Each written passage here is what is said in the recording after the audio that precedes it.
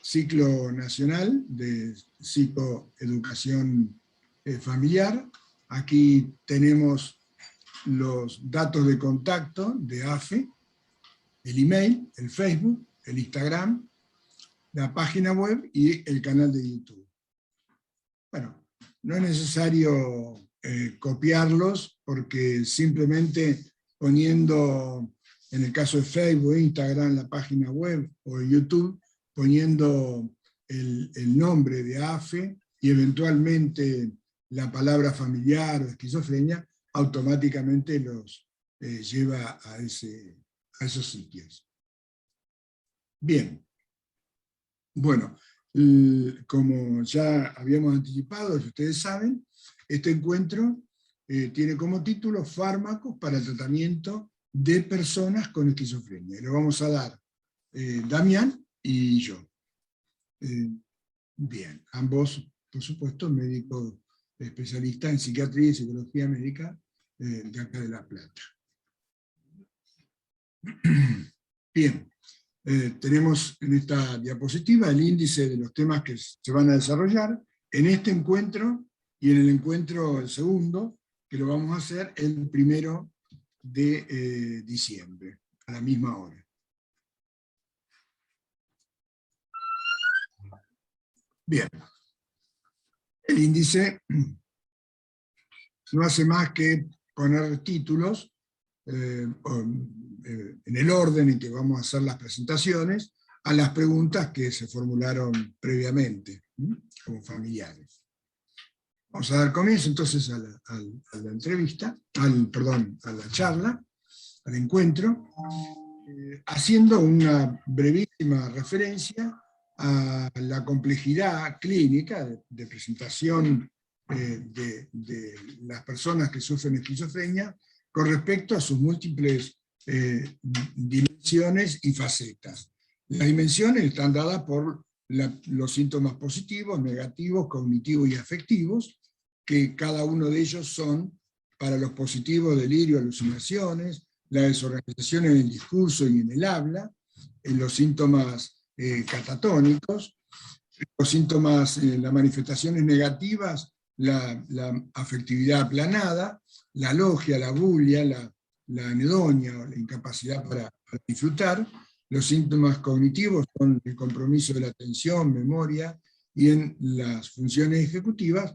Y por último, los síntomas afectivos, básicamente orientados en la línea de síntomas depresivos, disforia, el riesgo de suicidio, la desesperanza, y en algunos casos los síntomas opuestos a la depresión, que es síntomas maníacos. Y en cuanto a las facetas son la social, todo lo que tiene que ver con su desempeño en la sociedad, ya sea a nivel individual, dentro de un grupo reducido o en un grupo amplio de personas, la ocupacional, ya sea la laboral o a nivel también de estudio, la faceta de relaciones interpersonales y por último lo que tiene que ver con el autocuidado. Esto es para ver que toda esta gran complejidad tiene que ver no solo con cómo se presenta, sino también para tener en cuenta el momento en que el profesional decide un tratamiento.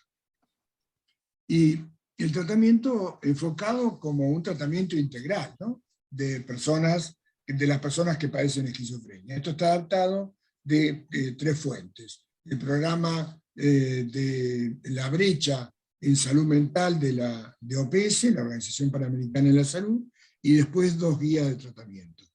Está representado muy gráficamente con ese perfil de una mano, en la cual cada una de ellas es un tratamiento. El psicofármaco, esencial y en primer término, la rehabilitación psicosocial, todo lo que tiene que ver con la recuperación de las habilidades sociales, sobre todo mucho más evidente para aquellos pacientes que han requerido y que han estado con internaciones prolongadas, los distintos tipos de psicoterapia, la cognitivo-comportamental, que es la más aceptada hoy en día para el tratamiento en la esquizofrenia, la remediación cognitiva, las terapias de adherencias y cómo mejorar en la medida de lo posible el cumplimiento del tratamiento, la el cuarto dedo, la cuarta pata, la cuarta área de tratamiento son, desde luego, las necesidades como persona, ya no como paciente, que son las anteriores, y esto tiene que ver como persona en cuanto a trabajo, educación, vivienda, recreación y empoderamiento. Esto es conocer las normas legales bueno, y de todo tipo que le permiten asegurar el acceso al tratamiento. La intervención familiar, que sin lugar a dudas también es muy importante, como la quinta información. El problema es que el familiar de todo esto en general tiene una importante desinformación, de ahí mismo es que, sumado a la desinformación que tiene de los derechos el paciente y el familiar con respecto al acceso a la salud, es necesario una herramienta, una estrategia que es precisamente la psicoeducación, ¿no? La psicoeducación como un proceso educativo que apunta en el caso de la psicoeducación familiar, a capacitar a los familiares en el conocimiento de la enfermedad y los tratamientos, en el conocimiento de los familiares en lo que tiene que ver con la convivencia diaria y mejorar sus habilidades para el afrontamiento, la resolución de las crisis, prevención y resolución de las crisis, la necesidad del familiar de conocer las distintas estrategias de autocuidado y, por último, el empoderamiento. Esto es, como dije hoy, la capacidad, la información que se requiere para asegurar el acceso a todos los tratamientos que sean necesarios.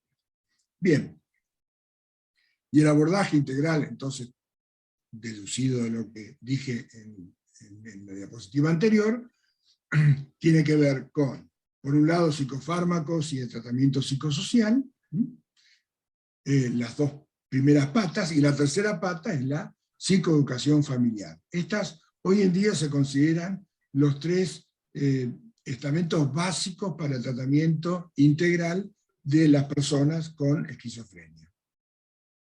Ahora, cuando decimos abordaje, porque estamos incluyendo también las necesidades de brindar respuesta a las necesidades como persona, teniendo en cuenta que las tres anteriores en realidad se refieren a la condición de paciente, y esta cuarta está específicamente enfocada en su condición de persona. Están divididos así de una manera didáctica, pero por supuesto en la práctica es un solo objetivo. Bien, la pregunta es, ¿cuáles son los medicamentos específicos para el tratamiento de la esquizofrenia, que se llaman antipsicóticos?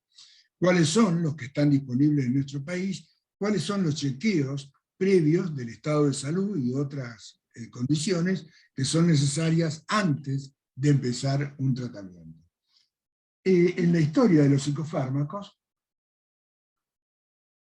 los primeros específicos para el tratamiento de la esquizofrenia aparecieron en 1952 con el primer medicamento, la clorpromacina. Y en la historia también de los antipsicóticos, es importante destacar que en 1994 es cuando aparece el primer antipsicótico atípico, llamado así porque tiene un mecanismo de acción a nivel cerebral, a nivel biológico, diferente a los anteriores, que en conjunto reciben la denominación de típicos. Bien. ¿Y cuáles son los grupos farmacológicos y los de uso más frecuente en el tratamiento de personas con esquizofrenia? Bueno, los ansiolíticos, y acá nombré 4 de los que más frecuentemente se utilizan: clonazepam, alprazolam, lorazepam y diazepam. Los sedantes, levopromacina y prometacina. Estos son los nombres farmacológicos. Nombres comerciales, de estos hay muchísimos, y algunos incluso de los nombres comerciales simplemente reproducen el mismo nombre farmacológico.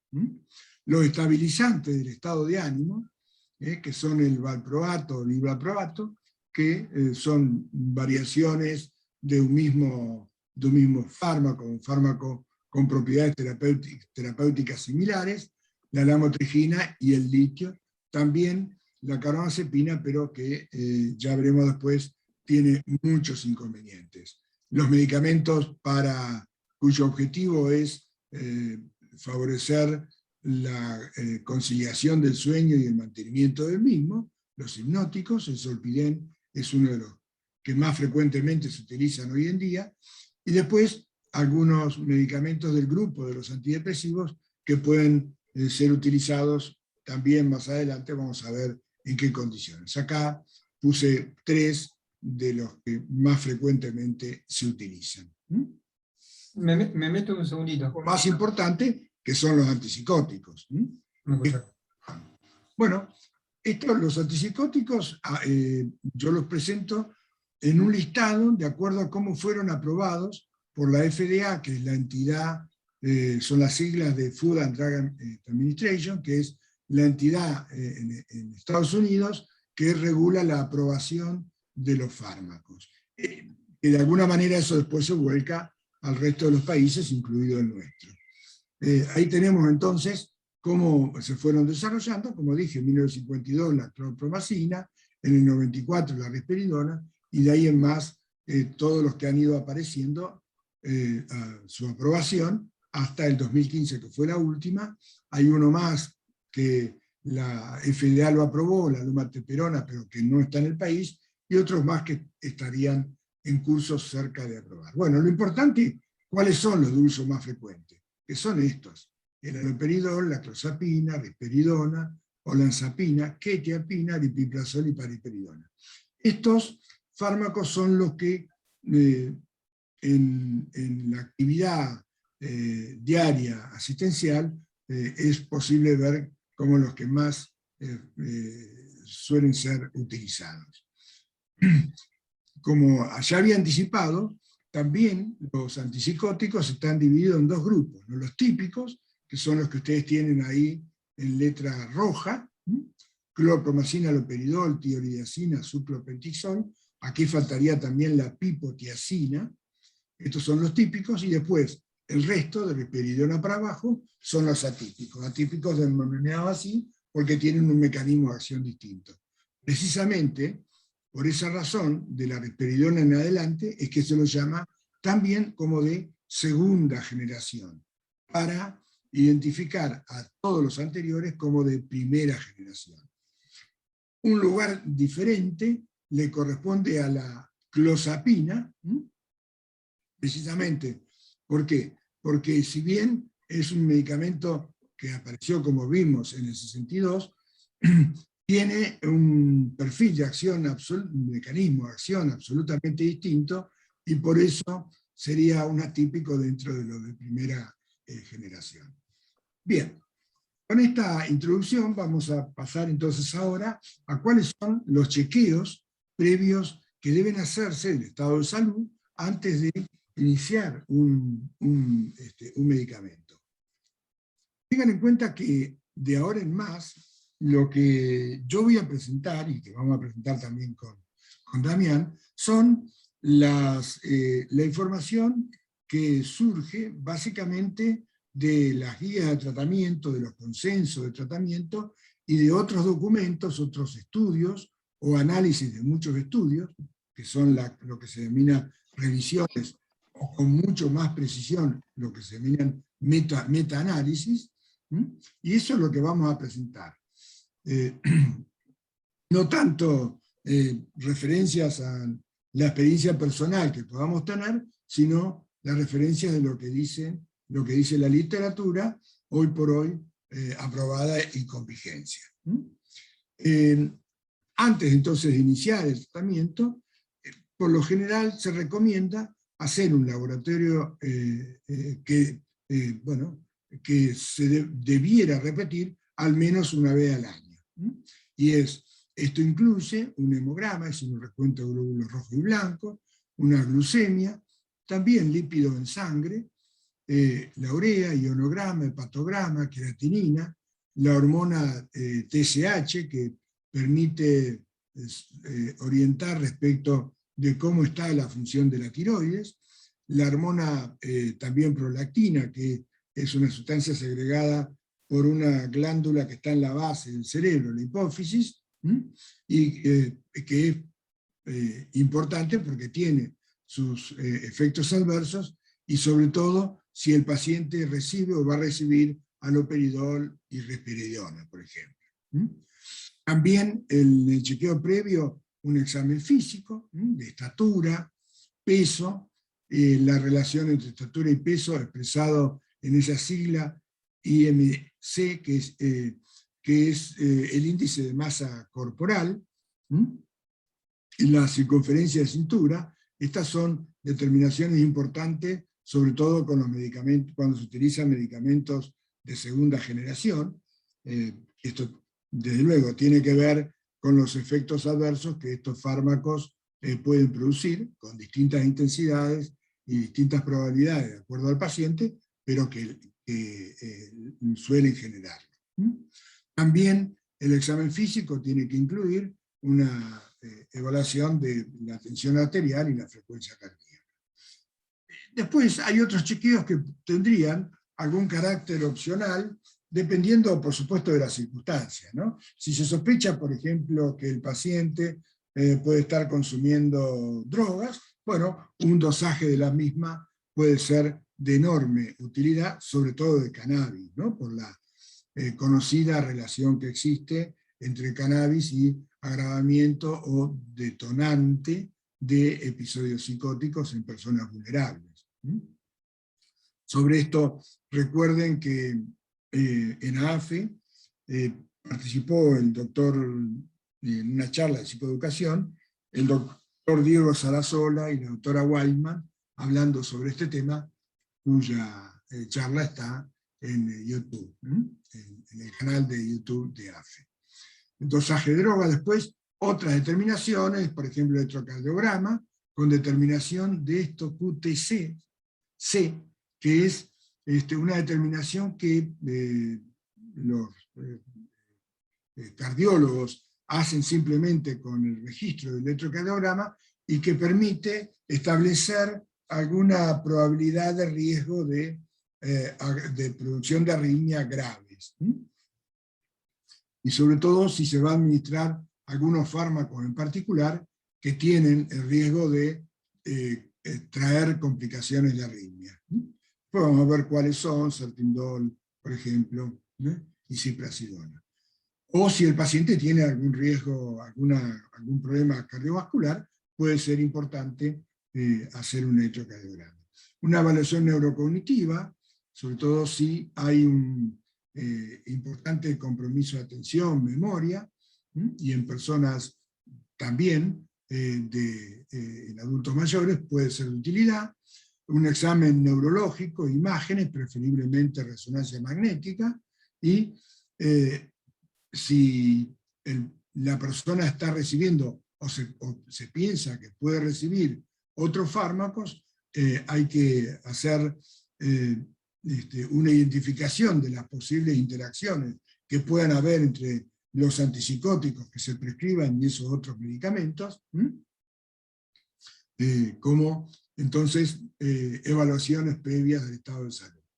Bien, ahora vamos a pasar entonces a la segunda parte, que es qué aspectos se consideran en las guías y en los consensos de tratamiento cuando se selecciona un determinado antipsicótico. Es decir, que el profesional, ¿qué considera? ¿Por qué elige y selecciona un determinado antipsicótico y no otro? O una combinación de antipsicóticos con algunos otros fármacos. Bueno, como primer término, no hay ninguna duda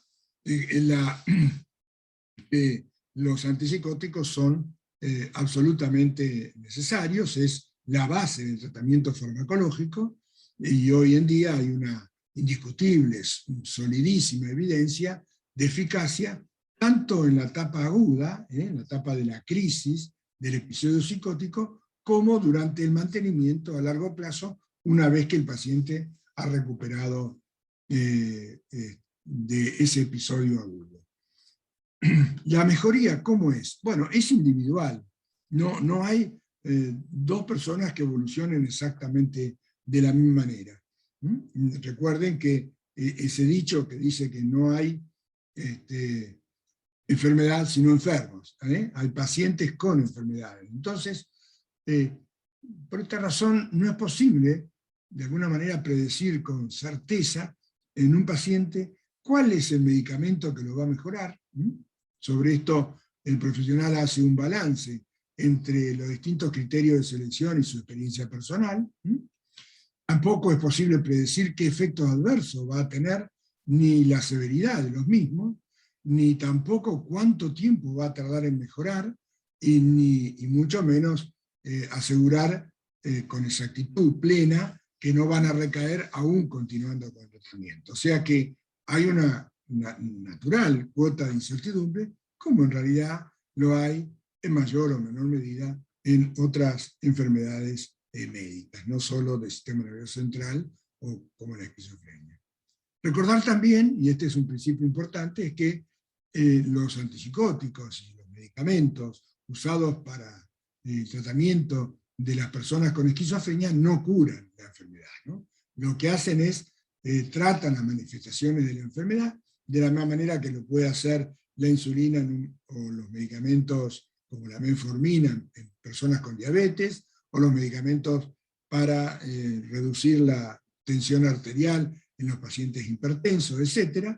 Y de esa manera, al resolver, al disminuir, al atenuar las manifestaciones de la enfermedad, posibilita que, sumado a todos los abordajes psicosociales y la psicoeducación, sobre todo familiar, el paciente pueda evolucionar favorablemente hacia una recuperación funcional plena, que es el objetivo. El objetivo de la recuperación del tratamiento no es solamente el control de los síntomas psicóticos, es decir, de los delirios y alucinaciones, sino que recupere su desempeño social. Por último, hay que tener en cuenta que las intervenciones psicológicas y psicosociales, la psicoeducación familiar, todo eso aumenta las posibilidades de recuperación y son complementarias del tratamiento farmacológico, pero nunca sustituyen al antipsicótico. Son complementarias, pero no suficientes. Son necesarias, pero no suficientes. ¿Cuáles son las recomendaciones y las guías y de los consensos de cómo debe seleccionarse el antipsicótico? ¿Cómo hacemos los profesionales para seleccionar el antipsicótico? En primer término, hoy en día hay los consensos, está claramente establecido que debe iniciarse el tratamiento con un antipsicótico de los llamados de segunda generación o atípico, segunda generación de la risperidona en adelante. El segundo criterio es ¿cuál antipsicótico? Bueno, a ver, lo cierto es que en los estudios que se hacen de comparación entre los distintos antipsicóticos, no suelen ofrecer resultados que difieran significativamente unos de otros, si no posicionan un medicamento por encima de otro, un antipsicótico por encima de otro en cuanto a su eficacia, ¿no? Por eso se dice que no hay conclusiones definitivas sobre cuál antipsicótico es más eficaz que otro, pero en la práctica clínica hay un consenso que permite establecer que hay una mayor eficacia potencial con la clozapina, obviamente en los casos específicos, y ya vamos a ver más adelante cuáles son estas condiciones, la esquizofrenia resistente y la esquizofrenia con riesgo de suicidio. Esas son las dos condiciones utilizadas, por otra parte aprobadas para el uso de este medicamento, y después de lo de segunda generación, la risperidona y sus metabolitos y su derivado, que es la paliperidona, olanzapina, aripiprazol y quetiapina. Hoy yo también los había puesto como los más utilizados cuando hice el listado de los antipsicóticos. Ahora bien, como vengo diciendo, la efectividad es según las evidencias que conozca el médico y según su experiencia profesional. Es una combinación de lo que dice el conocimiento científico y esto aplicado al paciente en particular. Tiene que ver con ese concepto de que la medicina es ciencia, la evidencia y el arte. Es cómo se aplica ese conocimiento a través de la experiencia profesional en una persona en particular. Ahora, esta selección de los antipsicóticos se fundamenta no solo en cuanto a la efectividad de los antipsicóticos, como había dicho hasta ahora, sino también en los efectos adversos, que se necesitan evitar o aprovechar. Por ejemplo, hay algunos de los antipsicóticos que tienen un fuerte efecto sedativo, y eso puede ser de utilidad en el caso de pacientes que rutinariamente tengan gran ansiedad, gran inquietud psicomotriz, que suelen tener periodo de agitación, y en ese caso quizás medicamentos que tengan un efecto sedativo pueden ser de utilidad, o pacientes que tienen un insomnio persistente, administrados en forma nocturna, puede contribuir a mejorar el sueño sin necesidad de agregar otro fármaco. De la misma manera, esto es cuando se puede aprovechar, pero si el paciente en general tiene una conducta más bien de inhibición motriz, es decir, de poca actividad, de aislamiento, de permanecer en cama buena parte del día, todo lo contrario de la agitación, bueno, pues estos fármacos probablemente no estén ubicados dentro de lo que podría ser de primera elección, ¿no? El aumento de peso es otro de los efectos adversos, sobre todo, como había anticipado, con los medicamentos de segunda generación, que conviene tener presente si el paciente ya de entrada tiene una obesidad. También tener en cuenta la posibilidad de rigidez y temblor que algunos fármacos tienen más que otros, por ejemplo el haloperidol, o que algunos no lo tienen para nada, como por ejemplo la clozapina. El aumento de la prolactina, que vamos a ver tiene también sus indicaciones, de bajo qué condiciones, en qué personas debiera evitarse aquellos antipsicóticos que la aumenten, o la probabilidad de inducir alguna arritmia en personas con alguna enfermedad cardíaca previa. La selección del antipsicótico también tiene que hacerse en base a que la persona a quien se le prescriba, se le indique, tenga con seguridad un acceso a corto y a largo plazo, ya sea internado o ambulatorio. Muchas veces se ve que el paciente, estando internado, recibe un tratamiento y cuando se va de alta se lo cambia o al poco tiempo se lo sustituye. Y esto, desde luego, no es la mejor indicación. Por eso, procurar asegurar el acceso a corto y largo plazo resulta una estrategia importantísima. Y por último, a tener en cuenta es la historia de respuesta que la persona haya tenido en el caso de que sea un paciente que ya ha tenido varios episodios en los tratamientos previos. Si mejoró con un fármaco en un episodio previo y no tuvo efectos adversos significativos, bueno, la recomendación podría recaer en ese mismo fármaco. Entonces, ya que no hay un solo criterio y específico a aplicar, sino que tiene que ver con un balance que el profesional hace de todo esto que he dicho, en esta diapositiva, en la anterior y en la siguiente, porque es muy importante tener en cuenta las preferencias del paciente, que desde luego tiene que estar adecuadamente informado. Cuanto más sepa el paciente,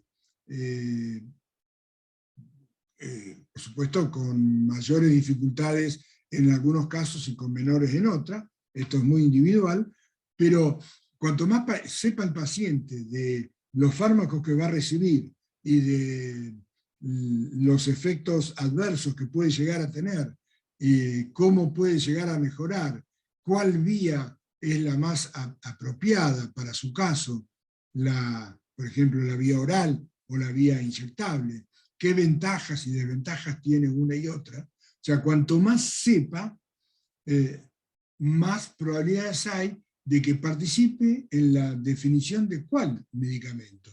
Desde luego, no en la preferencia de no hacer el tratamiento en el caso de que padezca una esquizofrenia, esté en un episodio agudo y obviamente lo necesite, sino las preferencias del paciente dirigidas a cuál medicamento prefiere que le sea prescrito.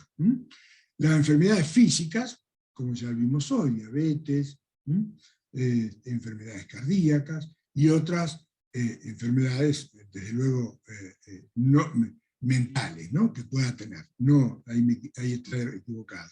Otras enfermedades mentales. También la elección se basa, se debe hacer sobre otros fármacos que la persona pueda estar tomando. Por ejemplo, si está tomando carbamazepina, que es un medicamento que suele usarse con una indicación poco precisa para pacientes agresivos, agitados, pero el problema está en que cuando se utiliza concomitantemente con, por ejemplo, aripiprazol o olanzapina, el problema está en que reduce las concentraciones en sangre de aripiprazol y olanzapina, o sea que es como si tomaran menos cantidad de estos antipsicóticos. Y eso hay que tenerlo muy en cuenta porque puede estar induciendo una eficacia falsa, no verdadera, sino que tiene que ver con la reducción de la concentración en sangre que produce la carbamazepina en estos antipsicóticos. O, por ejemplo, el efecto asociado de antipsicóticos que tengan efectos sedativos y el alcohol, cuando se lo ingiere simultáneamente. Bueno, la condición de fumador, hoy ya algo anticipé respecto de que fumar y recibir simultáneamente olanzapina o clozapina puede tener un impacto negativo muy, muy importante. Esto ya lo vamos a ver más adelante.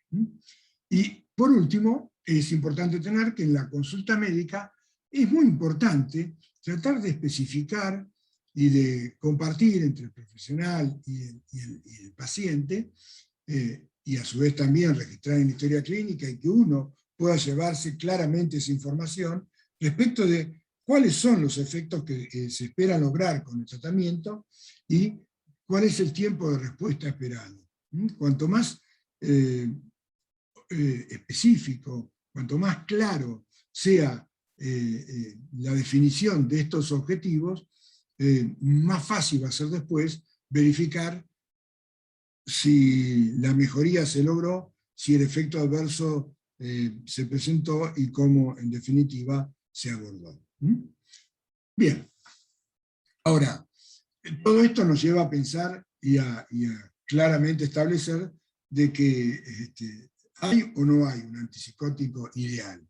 Por supuesto, el antipsicótico ideal, que ya anticipo, desde luego que no existe, debiera tener, por un lado, una alta efectividad, así que mejore todos los dominios, todos los síntomas y mejore todas las facetas de compromiso que pueda tener la persona que padece esquizofrenia en el mundo real, en la vida, pero que también tenga una buena tolerancia, así que tenga pocos o nulos efectos adversos, que sea fácil de usar,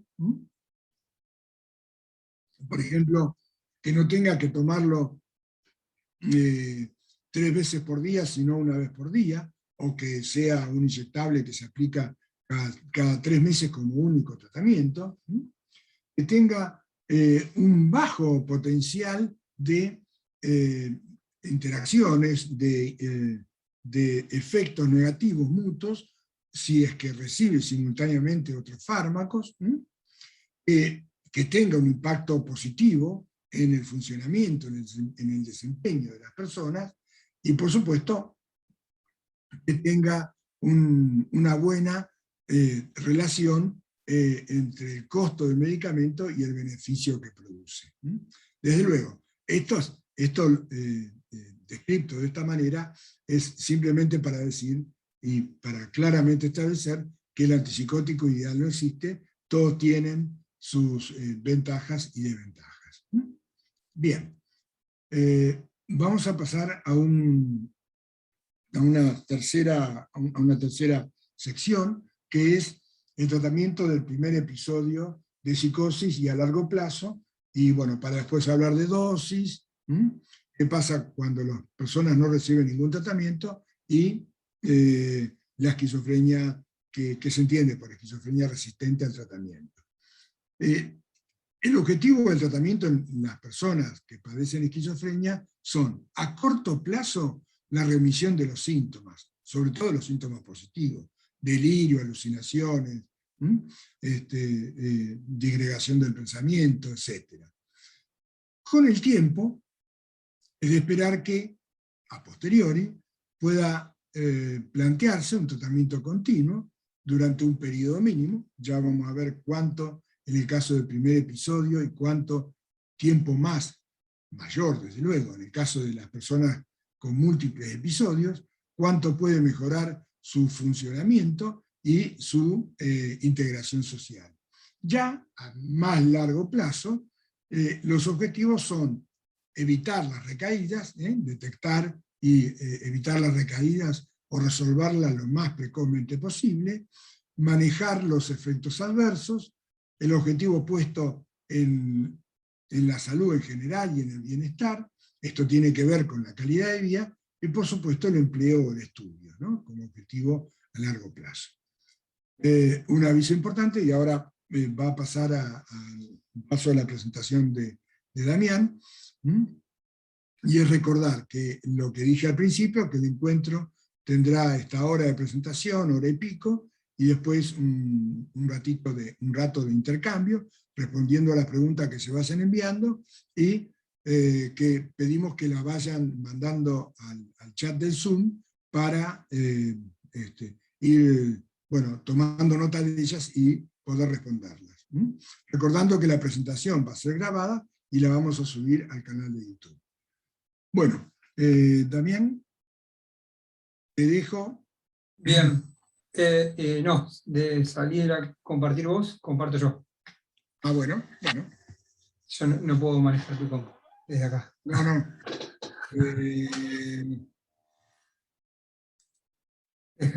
Ahí está.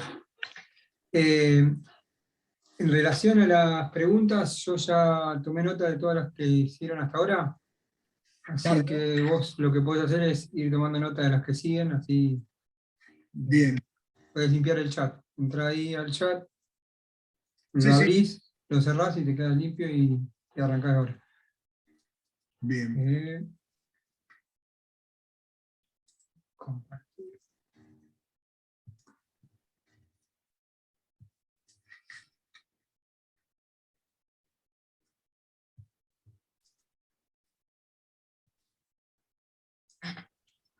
Bien.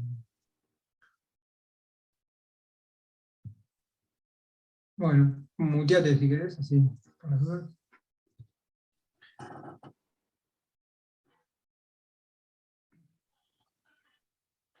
Bueno, muchas gracias por la invitación a participar en esta actividad, en esta charla, pero lo rico e interesante es la hora, no es la hora esta, sino también si podemos dedicarle esa media horita a las preguntas, y la charla la teníamos dividida en estos dos encuentros, así que si se presentan muchas preguntas esta vez, las podemos ya responder la próxima también. Así que los alentamos a que las hagan en el chat y podamos discutir después un poco. Bien. Bueno, yo voy a tratar hablar un poquitito ahora sobre lo que serían como las normativas de tratamiento, ¿no?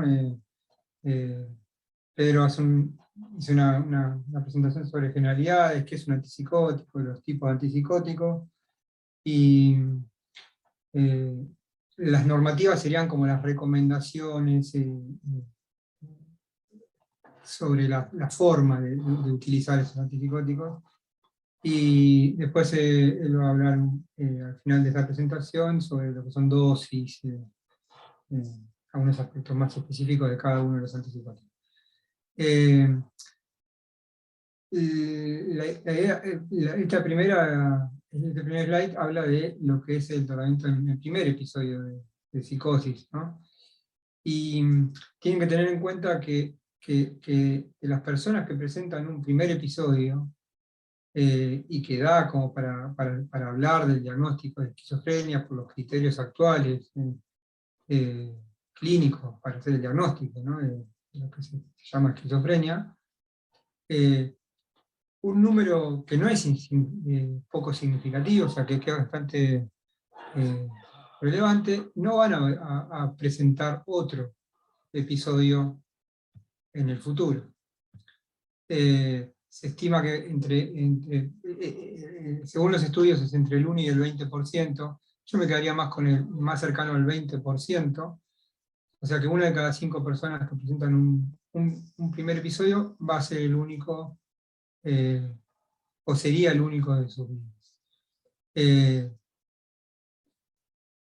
Y el otro punto a resaltar es que una vez que la persona con un primer episodio inicia un tratamiento y mejora, hay que esperar, pero ¿cuánto tiempo tenemos que nosotros, ¿no? como médicos, esperar para decir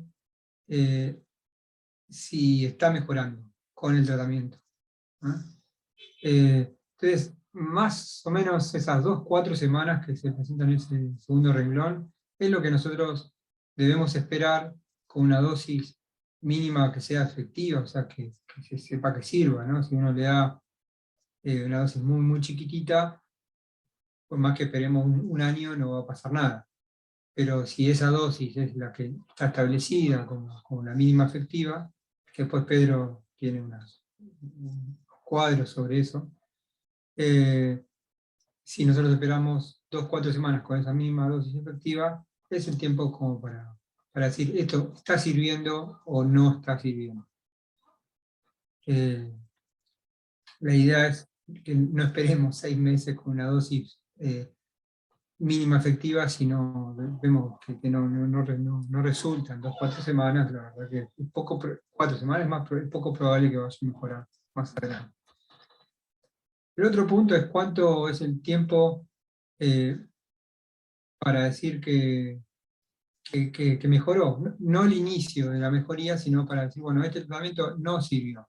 O podemos decir que no está sirviendo. Eso sería 2-4 meses. O sea, si pasaron 4 meses, es el tiempo que le damos como máximo al antipsicótico, para decir que quizá no sirvió. Con la clozapina eso es un poco más lento y podemos esperar un poco más para decir que no sirve. ¿Y cuándo estamos hablando del primer episodio, ¿no? ¿Cuándo es posible considerar, ¿no? que se puede suspender el tratamiento después de ese primer episodio? Recuerden las preguntas que se plantearon al inicio de la presentación. Es una pregunta que se hacen muy frecuentemente las personas con diagnóstico de esquizofrenia y también los familiares, ¿no? Y ahí tenemos que, para decir, bueno, podemos probar suspender el tratamiento, las recomendaciones sugieren que no esté presentando síntomas positivos, en el momento actual y desde hace un tiempo, ¿no?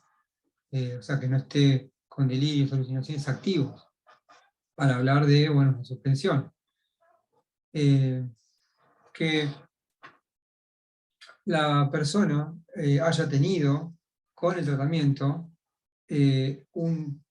una recuperación en el funcionamiento y en la calidad de vida que sea importante, que sea significativa, idealmente diría total, pero bueno, significativa. O sea, que haya mejorado mucho su funcionamiento, por ejemplo, se haya reincorporado al trabajo, al estudio, que su vida en la familia y el rol en la familia esté siendo más parecido al anterior, de la enfermedad, y que la calidad de vida se haya mejorado significativamente. El otro punto importante para considerar la suspensión es que esa decisión debe ser acompañada, debe ser compartida, la persona debe tomar parte como persona informada, y los familiares también. Acá se plantea como una pregunta, con algunas recomendaciones lo plantean en un segundo nivel en un segundo orden, pero la idea es que en la tríada todos estén informados al momento de suspender. O sea, que no sea una decisión unipersonal de una sola de las partes. ¿Cuánto es el tiempo mínimo de tratamiento de un primer episodio? Acá se puede hablar entre 1 y 2 años, depende los estudios y las guías que leamos. Quizá más cercano a 2 que a 1, pero eso es lo mínimo que debería durar un tratamiento de un primer episodio. Sabemos que muchas veces por suspender prematuramente están las recaídas. Y el tratamiento mínimo, cuando hay múltiples recaídas, se dice 6 años, porque los estudios, los mejor hechos, han durado 6 años. Es muy difícil hacer un estudio a muchos años, bien hecho metodológicamente, para poder decir se necesita más tiempo. Probablemente, como vamos a ver después, sea indefinido y sea por mucho más que 6 años. Pero de ninguna manera en alguien que haya recuperado funcionalmente la calidad de vida, que esté libre de síntomas positivos y todo lo que dije antes, pero haya tenido varios episodios, de ninguna manera antes de 6 años de cumplir con todo eso, se debería suspender el tratamiento. Y eso tiene que ver con la posibilidad de recaer, ¿no? Es mucho más en los que han tenido varios episodios que en el que tuvo uno solo. Y en la forma, cuando se indica la discontinuación, que para complementar lo del dispositivo anterior, cuando se indica eso debe ser muy gradual. Esto no ponemos los tiempos, pero la idea es que se tiene que llevar, es que tiene que ser muy, muy gradual. Puede llevar 1 año, 2 años. Lo importante es que sea muy gradual, depende de la dosis con la que vive. Y lo que debe haber seguro es un seguimiento por el equipo de salud mental, que va a tener que ser más frecuente si se está discontinuando el tratamiento, sea en el primer episodio o después de múltiples episodios, ¿no? En los dos casos, cuando haya mejorado un montón, haya estado, no esté con síntomas positivos persistentes, bueno, lo vemos también, pero en esos casos siempre es muy gradual y con un seguimiento más estrecho. Quizá venía con un control cada 2, 3 meses, pero cuando se hace la discontinuación tiene que ser más frecuente. Todos los integrantes de la tríada deben estar en línea, y se debe advertir sobre las posibles recaídas, y cuáles serían los síntomas que hay que tener en cuenta a la hora de que se está discontinuando para estar atentos si es una recaída. Porque por ahí no son síntomas de una recaída, pueden ser cuestiones de la vida cotidiana que no son síntomas, ¿no? Entonces, esto es muy importante. Y no sé si no salió acá, o no me acuerdo si está más adelante, pero lo que debe haber es un plan de crisis, donde esté escrito de alguna forma y consensuado por la tríada, qué se va a hacer y cómo se va a hacer la reducción y qué se va a hacer en caso de que haya síntomas precoces de una posible recaída. En cuanto al tratamiento del primer episodio, recuerden ese 20% que decía antes, ¿no? Más o menos el 20% de las personas con un primer episodio, a mí me gusta que se lleven ese número, 20 o 1 de cada 5, logran no van a tener otro episodio. Entonces, puesto al revés, 8 de cada 10 logran una clara mejoría.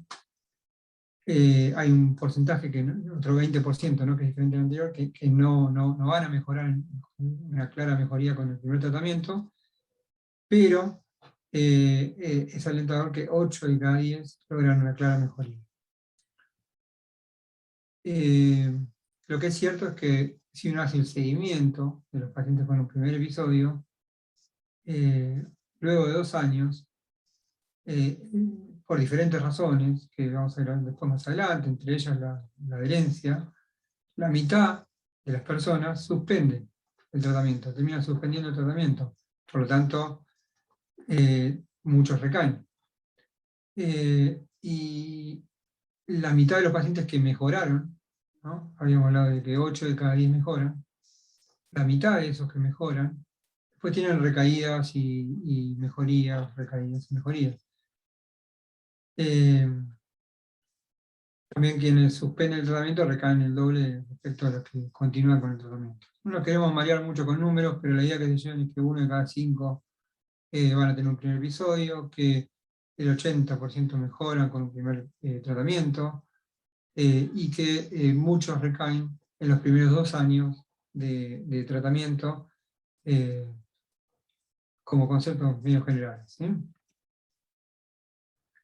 Y en el tratamiento de prevención de recaídas, lo que es de destacar, que después en el primer episodio estamos hablando, ¿no?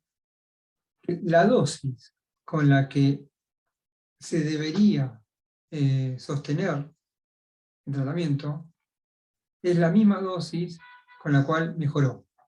O sea, si mejoró con 10 miligramos de haloperidol, debería mantenerse 10 miligramos de haloperidol durante el tiempo que dure el tratamiento de ese primer episodio.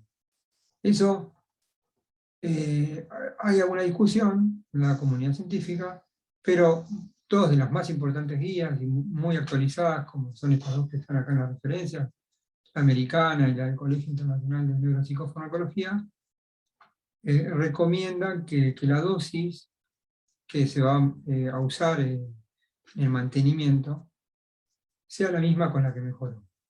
O sea, bueno, mejoró y empiezo a bajar a los poquitos meses. Eso no es lo recomendable, salvo que haya efectos adversos o otras cosas.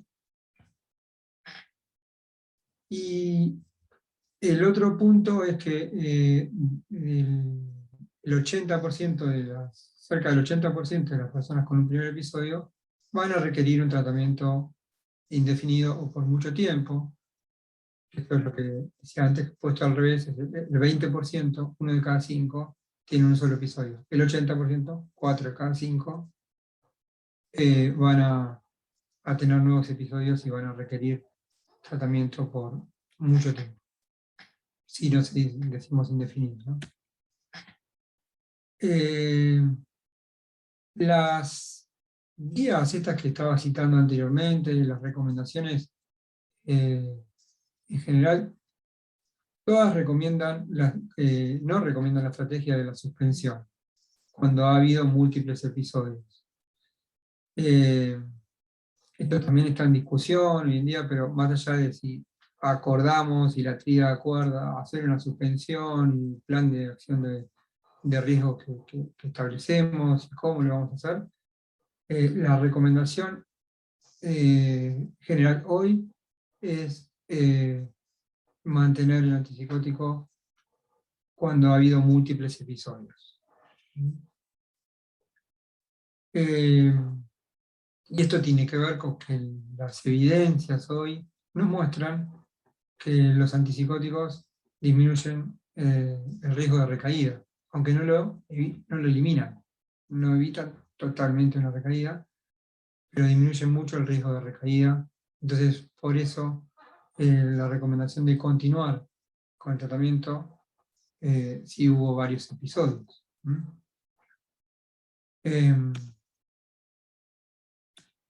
Ahora, ¿cuándo consideramos que vamos a hacer el tratamiento prolongado / indefinido, que es una forma de decir, bueno, no digo de por vida, pero es indefinido hoy en día, es lo que podemos decir?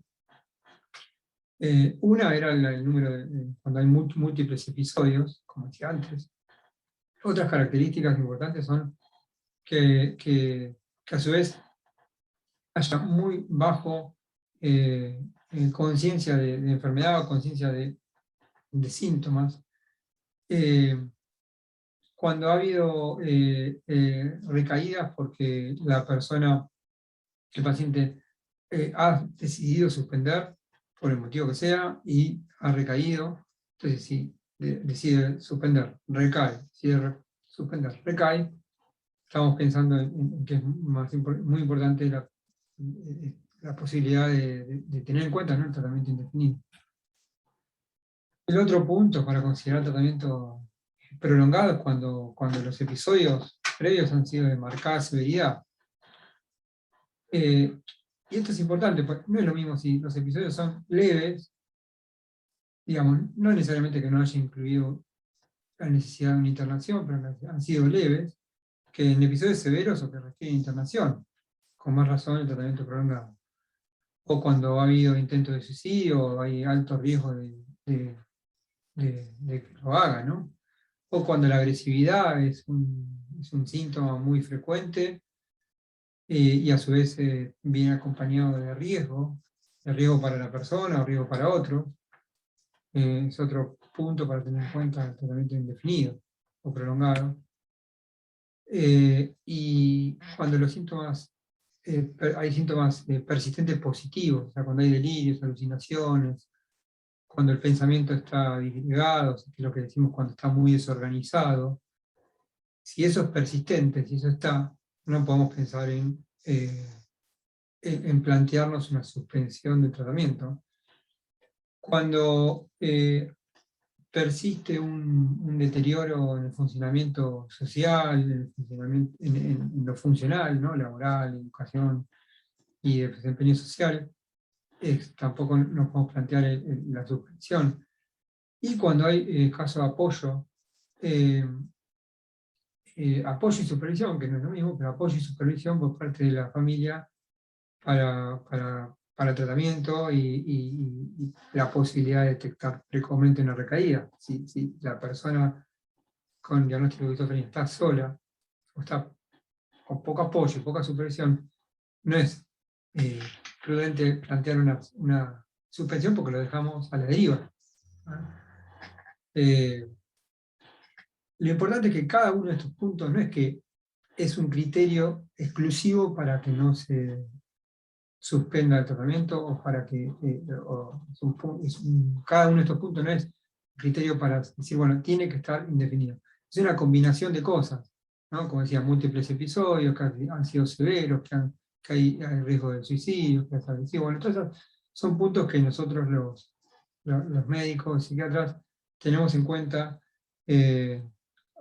a la hora de plantear una suspensión. Pero como decía antes, las guías, ¿no?, el tercer punto, no recomiendan la estrategia de suspensión en múltiples episodios. Hay un concepto que es muy interesante que se llama la duración de la psicosis no tratada, que quiere decir el tiempo prolongado del tratamiento. Si se demora mucho el inicio del tratamiento, eso tiene consecuencias. O sea, una persona que tiene síntomas, estamos hablando de un primer episodio particularmente, ¿no? Una persona con primer episodio con síntomas debería ser tratada precozmente, no hay que esperar. Bueno, vamos a ver qué pasa, a ver. Si los síntomas son claros, a la luz de una buena evaluación y del médico y del equipo asistencial, no es el médico solo, ¿no? El psicólogo, también, bueno, si hay terapias ocupacionales, el psicopedagogo. Bueno, si el equipo ve que hay claros síntomas de una psicosis, no se debería demorar el tratamiento, porque eso genera, ¿qué? Genera mayor gravedad de los síntomas posteriormente, tanto positivos como los negativos, como los cognitivos, ¿no? Atención, memoria. Entonces, tratar en forma temprana hace que tenga menos severidad el episodio ese, y que a su vez responda mejor al tratamiento. Entonces, cuanto más se demora el inicio del tratamiento, hay evidencias que nos muestran que hay menos probabilidad de alcanzar una mejoría. ¿Mm? Hay algunas discusiones en relación a esto, pero la verdad que hay mucha data sobre la importancia de tratar en forma temprana los síntomas de la enfermedad y el episodio psicótico, y no demorar mucho. Por otro lado, ese tiempo, si no demora mucho, lo que puede terminar pasando es esto, que hay un mayor deterioro en el funcionamiento, más riesgo de lesiones, y a su vez mucho mayores costos, ¿no?, para el sistema. Un párrafo aparte dentro de los antipsicóticos para la clozapina, como el antipsicótico que claramente es el más eficaz para el tratamiento de la esquizofrenia, le gana a todos. En los estudios llamamos cabeza a cabeza, que es comparar clozapina versus uno, versus otro, es el que mejor le va en términos de la eficacia, ¿no? ¿Y cuándo se usa clozapina? Se usa cuando se ha usado 2 antipsicóticos y no ha mejorado la persona, 2 antipsicóticos en una dosis apropiada, no un poquitito, sino una dosis apropiada, y un tiempo suficiente de al menos 6 semanas, cada uno. O sea, un tratamiento 6 semanas, con una dosis suficiente, otro tratamiento antipsicótico 6 semanas, con una dosis suficiente, total 12 semanas, estamos hablando de 3 meses, sin mejoría, habilitaría al tratamiento con clozapina. Es muy difícil que se hagan 6 y enseguida se empiece con clozapina en la práctica, pero la idea es resaltar que la clozapina debería ser utilizada, no 2 años después, 3 años después, estuvo con un tratamiento, con otro tratamiento, con otro tratamiento, con otro tratamiento, varios tratamientos en dosis apropiadas, y recién después se piensa con la clozapina después de mucho tiempo. Eso habla de un tiempo de tratamiento perdido. La posibilidad de ofrecer un tratamiento bueno con la clozapina. Tiene un problema la clozapina, como lo vamos a ver en el próximo encuentro, que es que puede reducir los glóbulos blancos, que son los que nos dan las defensas, y entonces eso requiere que se hagan controles de sangre, porque puede ser riesgoso para la vida de la persona. No es muy frecuente, básicamente el 1%, ya lo vamos a ver, pero requiere eso. Y esa es por una disposición de la Administración de Medicamentos en acá en Argentina, en todo el mundo es así, y eso se hace durante 18 semanas, una vez por semana se saca sangre, y después una vez por mes, mientras esté en tratamiento con la clozapina.